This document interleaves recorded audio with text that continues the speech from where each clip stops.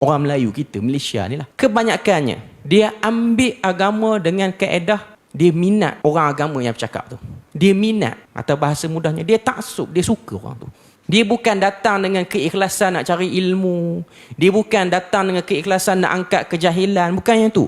Dia minat. Ataupun yang kedua, dia tengok ramai orang pergi pada kawan tu. Jadi dia rasa pelik kalau dia seorang tak ikut. Akhirnya dia ikut. Dan apa akan jadi? Wajah agama yang sebenarnya tercalar.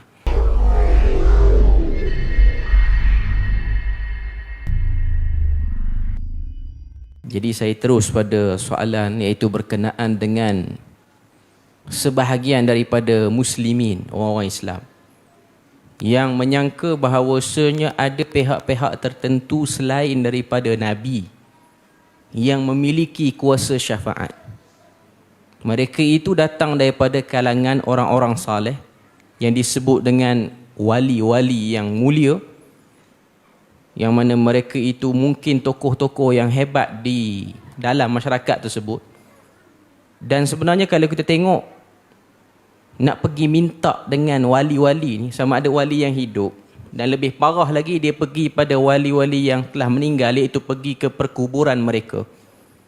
Benda ni ataupun idea ni, dia bukan datang selepas daripada kewafatan Rasulullah. Apa yang Nabi lakukan ketika mana Nabi nak sampaikan Islam, iaitu Tauhid, selama 13 tahun di Mekah. Apa yang disangka oleh sebahagian musyrikin Mekah ni, syafaat-syafaat, keberkatan-keberkatan ni boleh ditarik daripada makhluk-makhluk. Mereka mungkin menyeru malaikat-malaikat. Mereka juga mungkin menyeru pokok-pokok, tumbuhan-tumbuhan, bahkan binatang-binatang sekian yang disangka ada kelebihan tertentu. Dengan sebab rasa pihak itu, malaikat ke, pokok, batu, kayu apa semua ni, ada keboleh upayaan untuk membawa permintaan kita, doa dan hajat kita ni kepada Tuhan. Sebab rasa diri ni tak mampu nak sampai doa kita tu pada Tuhan. Jadi dia ada satu pemikiran macam tu. Pemikiran tu of course datang daripada bisikan syaitan. Datang juga daripada golongan ahli kitab yang menyeleweng, yang menjadi kawan, yang menjadi penasihat kepada musyrikin pada waktu itu. Khususnya orang Mekah. Okay. Dan idea ni diteruskan walaupun selepas daripada pembukaan kota Mekah.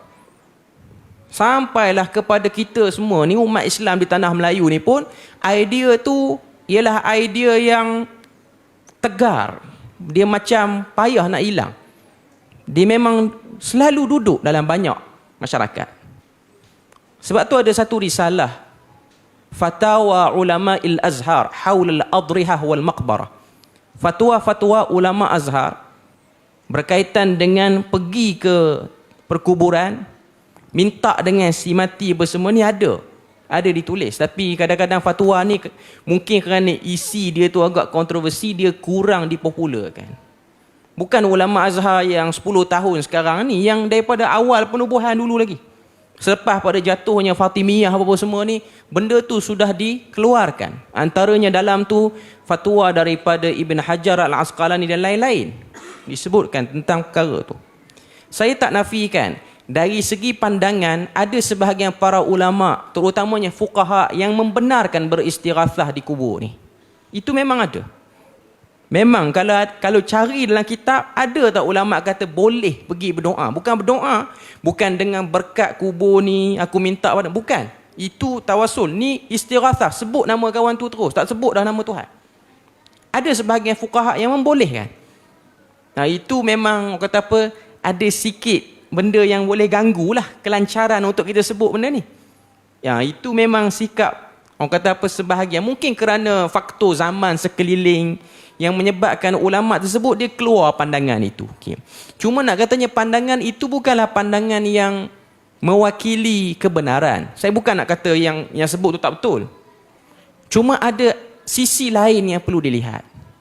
Bagaimana Nabi memberi inti yang paling mentah kepada para sahabat dalam bab doa. Bila mana turun ayat Quran, Allah Ta'ala sebut, wa qala rabbukum ud'uni astajib lakum. Bila mana Kamu ingin berdoa, kamu berdoa kepada Tuhan kamu, Tuhan akan mustajabkan. Wa idza sa'alaka 'ibadi 'anni fa inni qarib ujibu da'watad da'i idza da'a. Ni banyak ayat Quran sebut tentang lakunya doa kita walaupun tidak ada perantaraan, walaupun tak pergi cari tokoh-tokoh tertentu untuk kononnya menyangka mereka ini memiliki perantaraan, kekuatan, kebolehupayaan untuk bawa doa tu. Okay. Dan memang dalam bab ni, dalam bab dalam bab minta kepada si mati ni, terutamanya wali, ianya benda yang memang masyhur dalam masyarakat. Terutamanya masyarakat-masyarakat yang datang Islamnya agak jauh. Macam kita orang Melayu ni pun macam tu lah. Ini bukan cerita macam mana orang yang mula-mula bawa Islam, tapi saya nak sebut macam mana sikap masyarakat kita menerima Islam tu sendiri. Saya sebut agak dalam sikit. Saya nak sebut, kalau kita fikir macam mana orang Melayu sekarang ni dia ambil agama dia. Orang Melayu kita, Malaysia ni lah, kebanyakannya dia ambil agama dengan kaedah dia minat orang agama yang bercakap tu. Dia minat, atau bahasa mudahnya dia taksub, dia suka orang tu. Dia bukan datang dengan keikhlasan nak cari ilmu, dia bukan datang dengan keikhlasan nak angkat kejahilan, bukan yang tu. Dia minat, ataupun yang kedua dia tengok ramai orang pergi pada kawan tu, jadi dia rasa pelik kalau dia seorang tak ikut, akhirnya dia ikut. Dan apa akan jadi? Wajah agama yang sebenarnya tercalar. Wajah agama yang sebenarnya akan tercalar. Okay. Saya nak kata, benda ni minta kepada wali-wali ni, okay, kita tahu ada sebahagian orang yang Tuhan beri, dia tu min istijabatid doa, sebahagiannya memang doa dia mustajab, boleh. Sebab tu kau tengok sebahagian para sahabat, para tabi'in pun, ada yang sebahagian mereka dibawa ke medan perang, bukan pegang senjata pun, kerja dia ialah berdoa pada Tuhan, dan Allah Ta'ala beri kemenangan kepada tentera Islam kerana doanya. Dia ada kebolehan tu, dia memang Tuhan pilih dia. Okay. Tapi untuk sekarang, ianya bukan benda yang mudah untuk satu orang tu claim diri dia. Sebab tu kau tengok benda ni parah di setengah-setengah tempat, terutamanya muslimin di benua India, bahkan negara jiran Indonesia yang dekat dengan Malaysia ni pun, bila mana bercakap bab minta dengan wali di kubur, ianya benda yang memang laris di pasaran sampai ke sekarang ni. Saya pengalaman peribadi tengok dengan dua biji mata ni di India, di Rajasthan. Di Rajasthan ni, dia perjalanan daripada New Delhi pergi ke Agra, tempat Taj Mahal tu. Tengah tu dia Rajasthan, tempat penghasilan marmar yang terbaik di dunia. Marmar yang duk buat Taj Mahal tu datang daripada Rajasthan. Di Rajasthan ni ada satu kubur wali datang pada Parsi yang dipanggil dengan nama Ajmer Sharif. Kawasan tu nama Ajmer, tapi wali tu digelar dengan nama Ajmer Sharif. Ramai orang masuk Islam kerana dia, ratusan tahun yang dulu. Kubur dia besar, tuan-tuan boleh tengok dalam YouTube. Macam-macam fasiliti wujud di Ajmer Sharif tu. Termasuklah kawah yang masak makanan untuk bagi pengunjung makan free. Kawah dia boleh masak 3 tan nasi sehari. Besar kawah tu, tapi kita tahulah India dari segi hygiene tu memang teruk lah. Dari segi kebersihan tu, saya tengok dalam kawah tu pun tak larat nak makan lah.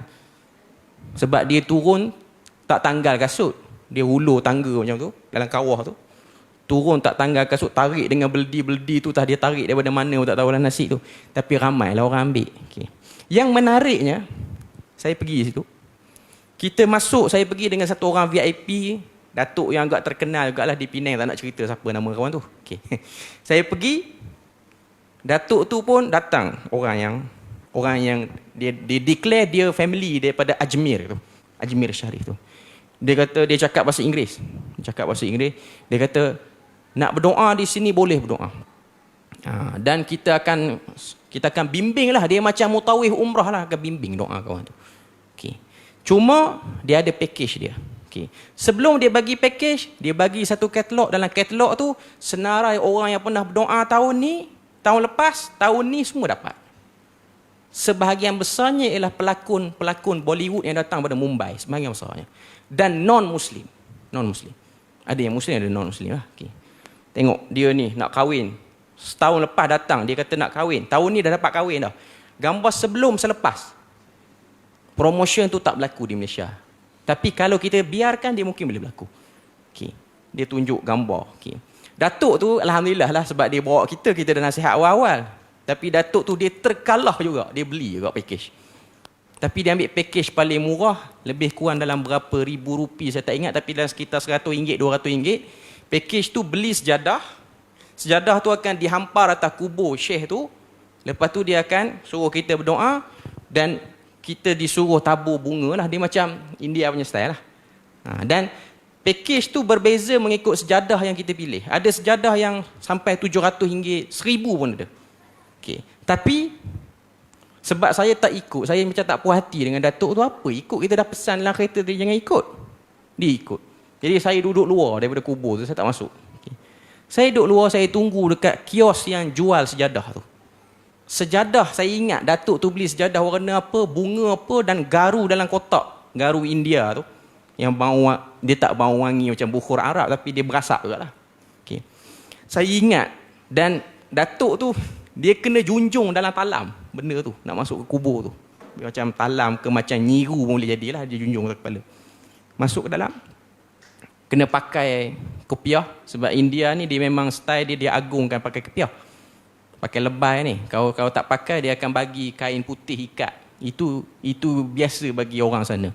Sebab saya solat di masjid di India pun, kita salat kadang-kadang kita tak bawa kepiah. Kita tinggal di hotel apa semua. Tiba-tiba tengah salat tu ada orang letak kepiah atas kepala. Itu memang berlaku lah di India tu. Okay. Jadi, waktu dia masuk, saya ingat sejadah yang, sebab saya dah pelik. Kenapa setiap ada orang masuk, 5 minit lepas tu sejadah yang dah dibeli tu, dia masuk balik ke kedai kawan tu. Sejadah tu tak dihamparkan pun. Kita bayar duit. Lepas pada kita hampar, dia tarik balik sejadah kita, dia packing balik, dia selotip balik sejadah tu, dia jual balik. Modal berputar pada sejadah tu saja. Dan sejadah tu, dia bagilah, adalah 2-3 keping atas tu. Okay. Cuma yang ajaibnya, pengunjungnya, Muslim, non-Muslim, Masihi, Kristian pun masuk.